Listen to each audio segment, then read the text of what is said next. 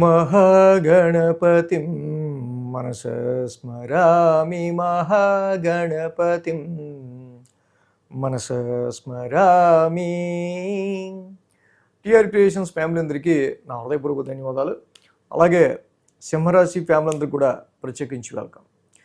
సింహరాశి వారికి సంబంధించి గురువు గారి యొక్క ఉచ్చస్థితి సంచారం కర్కాటక రాశిలో ఏ విధమైన ఫలితాన్ని ఇవ్వబోతా ఉంది. సో కర్కాటక రాశి అనేది గురువు గారికి ఎందుకు ఉచ్చ రాశి అంటే మనం ఆల్రెడీ ఇంట్రడక్షన్లో చెప్పుకున్నాం.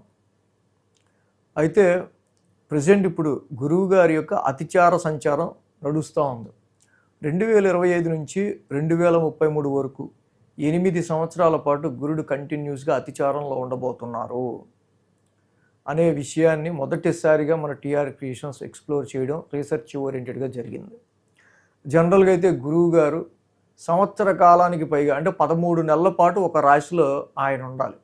ఈ గురుడి అతిచారంలో 2025 అక్టోబర్ నవంబర్లో ఒక 2 నెలలు, ఇప్పుడు ఒక 5 నెలలు, తర్వాత మళ్ళీ ముందుకెళ్ళి వెనకొచ్చి ఒక 4 నెలలు, ఇలాగా ఆయన ఏంటంటే అప్పుడప్పుడు ముందుకెళ్ళి వెనక్కి రావడం, ఇలా మొత్తంగా కర్కాటక రాశిలో ప్రజెంట్ అయితే ఇప్పుడు ఒక 5 నెలలు ఉండబోతూ ఉన్నారు. 13 నెలలు ఒకటే రాశిలో ఉండాలి. అయితే ఇక్కడ కర్కాటక రాశి వాళ్ళకి సంబంధించి మరి మంచి హౌస్లో మంచి స్థానంలో సంచారం అయితే అబ్బా రే గురు భగవానుడు ఏంట్రా బాబు 13 నెలలు ఉండాల్సింది మనకి 1 నెల 5 నెలలు ఇలాగే ఉంటున్నాడు అనుకోవచ్చు. బట్ సింహరాశికి 1000 స్థానంలో సంచారంలో ఉంటున్నారు. వ్యయం అంటేనే అర్థమైపోయింది, పేరులోనే ఉంది వ్యయం అంటే ఖర్చు. ఖర్చు అయితే రెడీగా ఉంది అనేది అయితే అర్థమైపోయింది. సో కాబట్టి ఇక్కడ 12th house loss and expenditure house, అలాగే spiritual house, spirituality and our subconscious mind and మనలో ఉండే ఒక తెలియని జ్ఞానం, లోతైన జ్ఞానాన్ని కూడా ఇండికేట్ చేసేది 12th హౌస్. అయితే ఇక్కడ గురువు గారు జూన్ 2వ తారీఖు నుంచి కర్కాటక రాశిలోకి అడుగు పెట్టడం, 1000 స్థానంలోకి ఉచ్చ స్థితిలోకి వస్తూ ఉన్నారు. జనరల్గా అయితే ఉచ్చ స్థితిలో గురువు గారి యొక్క సంచారం కనుక లేకుండా ఉంటే మిగతా రాశుల్లో మామూలు రాశులకి అయితే కనుక తప్పకుండా అంటే ఈ ఎక్స్పెన్సెస్ ఏంటి, ఈ ఖర్చులు ఏంటి, ఈ గోల ఏంటి, ఇలా పెరుగుతూ ఉంది మనకి అనుకునే విధంగా పరిస్థితులు ఉంటూ ఉంటాయి జనరల్గా అయితే కనుక. సో ఎప్పుడైతే ఒక శుభగ్రహం వ్యయ స్థానంలో ఉంటుందో అది శుభమూలకమైన వ్యయాన్నే చేస్తుంది అనేది శాస్త్రం. గురువు స్వతహాగా శుభగ్రహం, పైగా సింహరాశికి అత్యంత మిత్రుడు, పైగా ఉచ్చ స్థితిలో ఉన్నాడు. కాబట్టి 12th హౌస్లోకి వస్తున్న ఈ గురుడి వల్ల మీరు ఏ విధమైన చింత పడాల్సిన అవసరం లేదు. 12th హౌస్లో గురు సంచారం అని ఎక్కడా కూడా నెగిటివ్గా ఫీల్ అవ్వాల్సిన అవసరం అంతకన్నా లేదు. కాకపోతే ఒక మాట వాస్తవం, ఖర్చులు అయితే పెరుగుతాయి. అంటే ఆల్రెడీ అష్టమ శని నడుస్తా అన్ఎక్స్పెక్టెడ్గా వస్తున్న లాసెస్ కానీ ఎక్స్పెన్సెస్ కానీ మనకు ఎదురవుతున్న సిచ్యువేషన్స్ని మనం ఎలా తట్టుకుని నిలబడాలి అనే పరిస్థితుల్లో గురువు గారు కూడా 1000 స్థానంలోకి వెళ్ళడం, లాభస్థానాన్ని వదిలేసి 1000 స్థానాల్లోకి వెళ్ళడం కొద్దిగా ఉన్న పరిస్థితులు ఎలా ఉంటే మళ్ళీ ఖర్చులు పెరుగుతాయి అనేటట్టు పరిస్థితులు ఉండే మాట అయితే వాస్తవం. కానీ ఏంటంటే ఉచ్చస్థితి అవటం, అది ఆయనకి 1000 స్థానం అవటం, మరి పిల్లల ఎడ్యుకేషన్ తప్పదు, ఎవరన్నా ఫారెన్ ట్రావెల్ చేయాలి తప్పదు. ఎందుకంటే 12th house is long distance travels, abroad journeys. So ఇలాగా మరి మంచి పనులకి ఖర్చులు పెట్టడంలో ఎవరు కూడా ఏమీ ఫీల్ అవ్వరు. కాకపోతే ఏంటంటే ఫైనాన్షియల్గా మనకి ఆ ఖర్చులకు తగ్గట్టు డబ్బులు అందుతూ ఉండాలి, అదే మెయిన్ పాయింట్. జనరల్గా అయితే ఇక్కడ మనకి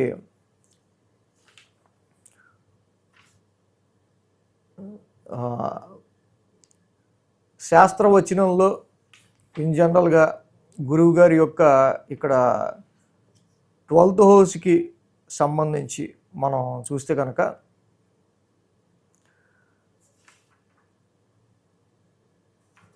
ఇక్కడ ఏమని ఉంటుంది మనకి,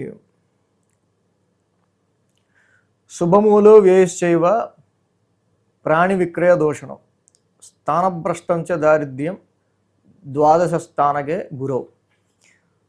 12లో గురుడు ఉన్నప్పుడు జనరల్గా శుభకార్యములు శుభమూలకంగా కొన్ని విషయాల వల్ల ఇక్కడ ధనం ఖర్చు అయ్యే ఆస్కారాలు ఉంటాయి. అయితే పశు నష్టం ఉంటుంది, స్థాన చలనాలు లేదా తరచూ ప్రయాణాలు కూడా ఉండే ఆస్కారాలు ఉంటాయి. అయితే ఈ రాశికి మెయిన్గా గురు భగవానుడు 10 స్థానంలోకి జూన్ 2 నుంచి రావటం, అక్కడ ఉచ్చ స్థితిలో ఉండటం. ఆయన జూపిటర్ ఎక్కడుండి అక్కడ ఎక్స్పాండ్ చేస్తాడు. 12th హౌస్ని ఇప్పుడు వచ్చే 5 నెలలు ఎక్స్పాండ్ చేయబోతా ఉన్నాడు. ఇది స్పిరిచువల్ టర్న్ తీసుకుంటే మీకు చాలా బాగా మంచిది. గురుడు ఎటు మీకు ఖర్చు చేస్తాడు. And 12th house is the isolation, ఒంటరితనం, ఆల్సో హౌస్ ఆఫ్ మెడిటేషన్. కాబట్టి చక్కగా జపము ధ్యానము లాంటివి చేసుకోవటం చాలా మంచి ఉత్తమమైన ఫలితాన్ని ఇస్తుంది. లేకపోతే లోన్లీగా మీరు కొన్ని సందర్భాల్లో ఉండి దానికి సంబంధించి ఆలోచించుకునే పరిస్థితులు ఏర్పడతాయి. అదే మెడిటేషన్ చేసుకున్నాం అనుకోండి, మన ఇష్టపూర్వకంగా చేసేది, ఇంకా మన జ్ఞాన సంపదని మన ఆయుర్వృద్ధిని కలిగించేది. అలాగే లాస్, అలాగే డొనేషన్, చక్కగా మీ చేతనంత డొనేషన్ చేయటం చాలా మంచిది. అలాగే డబ్బులు ఖర్చు అవుతాయి కాబట్టి, లేకపోతే ఏదో ఒకటి మనం ఖర్చులు పెరుగుతూ వెళ్తాం అనేది ఇక్కడ. అలాగే 12th house is hospitalization or ashrams. మనం నిత్యం దేవతలను ఏమన్నా గుడుల్ని వాటిని దర్శించుకోవటం వల్ల, దత్తాత్రేయుని ఆరాధించడం వల్ల ఈ 5 నెలలు చాలా మంచి జరుగుతాయి. అలా హాస్పిటలైజేషన్ ఆర్ ఇలాంటివన్నీ ఐసోలేషన్కి సంబంధించినవన్నీ కూడా మళ్ళీ 12th హౌస్లో వస్తాయి. సో పాజిటివ్ నెగిటివ్ రెండు ఉన్నాయి. ఉచ్చ స్థితిలో గురుడు ఉండటం వల్ల, అదే ఆయన ఉచ్చస్థితి అవటం వల్ల తప్పకుండా ఎడ్యుకేషన్ నిమిత్తమో, పిల్లల యొక్క చదువు నిమిత్తమో, అలాగే పెట్టుబడుల నిమిత్తమో, ఇక కాదనలేని కొన్ని కమిట్మెంట్స్ రీచ్చాను, ఇలాంటివి కొన్ని ఖర్చులు అయితే ఉండే ఆస్కారాలు సింహరాశి కనిపిస్తూ ఉన్నాయి. అలాగే గురువుగారి యొక్క ఆస్పెక్ట్స్ మనం చూస్తే కనుక వ్యయస్థానం నుంచి చతుర్థం మీద ఆయన దృష్టి ఉంటుంది. అది ఆయన ఫ్రెండ్లీ హౌసే, మిత్రక్షేత్రం, వృశ్చిక రాశి, కుజుడి ఇల్లు. పైగా వ్యయస్థానం నుంచి చతుర్థాన్ని చూడడం వల్ల డొమెస్టికల్గా, హోమ్ పరంగా, గృహపరమైన, ప్రాపర్టీస్ పరమైన విషయాల్లో ఇక్కడ కొన్ని ఖర్చులు అనేవి ఏమైనా కొన్ని కొనటం వల్ల వాటి రీత్యాను కొన్ని ఖర్చులు అనేవి ఉండే ఆస్కారాలు ఉన్నాయి.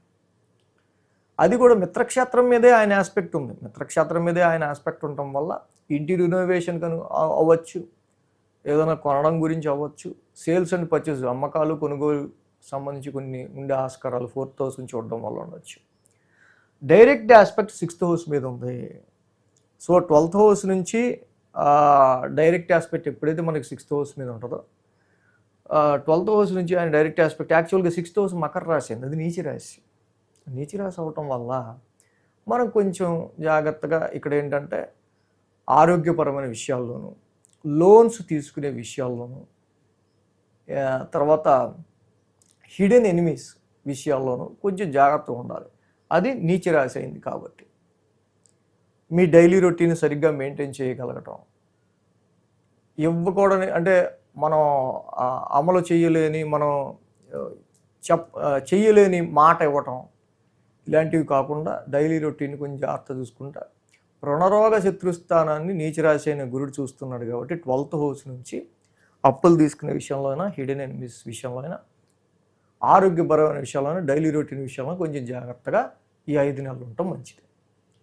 ఇక 9th ఆస్పెక్ట్ చూస్తే అష్టమ స్థానం మీద ఉంది. గురువుగారు ఇక్కడ వ్యయ స్థానాన్ని, అష్టమ స్థానాన్ని, వ్యయ స్థానంలో ఉన్నారు, అష్టమ స్థానాన్ని చూస్తున్నారు. 2 దుస్థానాల మీద గురువుగారి స్థితి వీక్షణ ఉంది. అంటే డెఫినెట్లీగా ఎప్పుడైతే 2 దుస్థానాలు యాక్టివేట్ అయ్యాయో మనకి కొంచెం అప్ అండ్ డౌన్గా, కొంచెం అన్సర్టనిటీగా, కొంచెం మెంటల్ యాంగ్జైటీగా మాట ఉండే మాట వాస్తవం. ఎందుకంటే 12th house is the house of stress, anxiety, 8th house is the some sudden transformation and tense. So కాబట్టి దుస్థానాల మీద ఎప్పుడైతే ఈ ఫోకస్ ఉంటుందో, ఒక పని అయ్యేదాకా అవుద్దో లేదో అంటే ఎలా ఉంటుందో అలాంటి పరిస్థితులు ఉంటుంటాయి. కాబట్టి పైగా 8th హౌస్ అది గురువు గారి సొంత ఇల్లు మీనరాశి, ఆయన సొంత ఇంటిని ఆయనే చూసుకుంటున్నారు. ఆల్రెడీ అష్టమ శని నడుస్తుంది. వ్యాపార పరంగా, మ్యారిటల్ లైఫ్ పరంగా, స్పౌజ్ వెల్త్ పరంగా, ఇన్లాస్ పరంగా, అంటే చాలా ఒడిదొడుకులు హెల్త్ పరంగా, ఉద్యోగ పరంగా అష్టమ శనిలో సమ్ షేకీ మూమెంట్స్ లాంటివి ఏర్పడటం. ఇలాంటి సమయంలో వ్యయ స్థానంలో ఉన్న గురుడు కొంచెం డబ్బులు ఖర్చు అయినా, ఆరోగ్యానికి సంబంధించో కొన్ని డబ్బులు ఖర్చు అయినా, అక్కడ 8th హౌస్లో అష్టమ శని వల్ల జరుగుతున్న డ్యామేజ్ని స్టెబిలైజ్ చేయటానికో ఇక్కడ గురుడు ట్రై చేస్తాడు. కాబట్టి అష్టమ శనిలో వస్తున్న నెగిటివిటీని తగ్గించడానికి గురుడు సర్వ విధాలా ప్రయత్నాలు చేస్తాడు. పైగా ఆయన 8th house is his own house. మీనరాశి ఒక జలతత్వ రాశి, కర్కాటక రాశి ఒక జలతత్వ రాశి. ఒక జలతత్వ రాశి నుంచి ఇంకో జలతత్వ రాశిని గురుడు చూస్తూ ఉండటం, అది ఓన్ హౌస్ అవ్వడం, 8th హౌస్ ఆఫ్ లాంగ్విటీ ఆయుస్థానం అవ్వటం, ఇన్హెరిటెన్స్ వారసత్వ ఆస్తులకి సంబంధించిన హౌస్ అవ్వటం, అలాగే సడన్ ట్రాన్స్ఫర్మేషన్స్ హౌస్ అవ్వటం. సో 8th హౌస్ పరంగా ఎప్పుడైతే ఓన్ హౌస్ని గురుడు చూస్తున్నాడో తప్పనిసరిగా ఇలాంటి విషయాలన్నింటినీ కూడా స్టెబిలైజ్ చేస్తాడు. అష్టమ శనిలో మీకు నడుస్తున్న నెగిటివిటీని, కొంత ప్రాబ్లమేటిక్ సిచ్యువేషన్స్ని ఉచ్చ స్థితిలో 1000 స్థానంలో ఉన్న గురుడు, అంటే డబ్బులు ఖర్చు అయితే అలా మరి డబ్బులు రావాలి కదంటే 1000 స్థానంలో ఉచ్చ స్థితిలో గురుడు ఉన్నాడు. కాబట్టి ఎంత డబ్బులు ఖర్చు అవ్వాలో ఆ ఖర్చుకు తగ్గట్టుగా దాన్ని అక్యుములేట్ చేసుకోవటం కూడా అది ఆయన బాధ్యతే. ఎందుకంటే కర్కాటక రాశి అనేది ఆయనకి చాలా ఫేవరబుల్ ఎంపవర్మెంట్ రాశి, అంటే చాలా సాధికారత, చాలా సాధించగలిగే రాశి అది. కాబట్టి ఉచ్చ స్థితిలో ఆ గ్రహం ఉండటం వల్ల ఆ వచ్చే ఖర్చును కూడా అధిగమించగలిగే శక్తిని ఆ గ్రహమే ఇస్తుంది. అలాంటి సోర్సెస్ను కూడా గురుడే ఇస్తాడు. ఇక్కడి నుంచి డబ్బులు ఖర్చు ఎందుకు అవుతాయి అంటే ఆరోగ్యపరంగానో, ఇందాక మనం చెప్పుకున్నట్టు అన్సర్టనిటీ పొజిషన్స్ ఏవైతే ఉన్నాయో వాటిని మనం స్టెబిలైజ్ చేసుకోవడానికే గురుడు మళ్ళీ 8th హౌస్ మీద కాన్సన్ట్రేషన్ చేయటం వల్ల మీ ఆరోగ్యాన్ని, మీ టెన్షన్స్ని, యాంగ్జైటీస్ని, సమ్ సడన్ ట్రాన్స్ఫర్మేటికల్ సిచ్యువేషన్స్ని చాలా వరకు, అంటే 8th హౌస్ అష్టమ శనిలో ఏర్పడబోతున్న సమ్ వెరీ నెగిటివ్ ఎఫెక్ట్స్ని ఆయన ఓన్ హౌస్ని ఆయన చూసుకోవడం వల్ల ప్రొటెక్ట్ చేస్తాడనమాట. ఈ విధంగా సింహరాశి వాళ్ళకి సంబంధించి గురువు గారి యొక్క 12th హౌస్ ట్రాన్సిట్ ఉచ్చస్థాన సంచారంలో జరుగుతూ ఉంది. సో కాబట్టి నేను చెప్పినట్టు స్పిరిచువాలిటీ, దత్తాత్రేయుడి ఆరాధన, మెడిటేషన్, డొనేషన్స్, చారిటీస్ ఇలాంటివి చేసుకుంటూ వెళ్తే డెఫినెట్గా సాధ్యమైనంత ఇంకా సింహరాశి వాళ్ళకి ఇంకా మంచి రిజల్ట్స్ అనేవి ఉంటాయి. So thanks for watching TR creations. ధన్యవాదాలు. ఈ వీడియో కనుక మీకు నచ్చినట్లయితే లైక్ చేయండి, షేర్ చేయండి. మరిన్ని అప్డేట్స్ కోసం సబ్స్క్రైబ్ చేయడం మాత్రం మర్చిపోకండి.